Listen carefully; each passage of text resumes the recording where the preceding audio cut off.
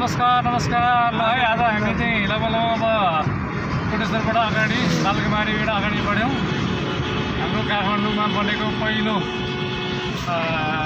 ओभरपास भन्छ होइन, फ्लाइओभरकै ओभरपास दुइटै हो। ओभरपास भन्छ, ओभरपास भन्ने छ। ओभरपास चाहिँ हामी चढ्न गइरहेका छौँ। ओभरपासको चाहिँ अब चढाइको हिँडाइको अनुभव कस्तो हुँदो रहेछ हेरौँ है त। अब आज भदौको महिना घाम मस्त लागिरहेको छ, मकै सुक्ने घाम, टन्टलापुर घाम छ। अब आइबिन हामी फ्लाइओभर यस्तो जाम गर्नु पर्थ्यो यहाँ तल उहाँदेखि लाइन हुन्थ्यो नि, कहाँ यहाँ आइपुग्यो।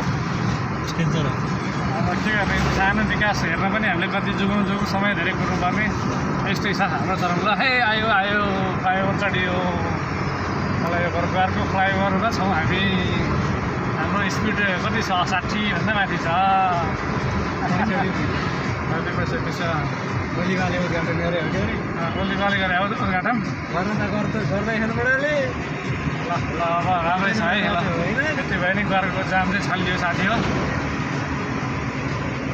त्यो छ यो रेनकोट बनाउँदाखेरि चाहिँ आवश्यकता अनुसार चाहिने चिजबिजहरू जङ्सनहरूमा चाहिँ हाल्नु पर्ने रहेछ भन्ने कुरा ठुलै पाठ सिकाएको छ।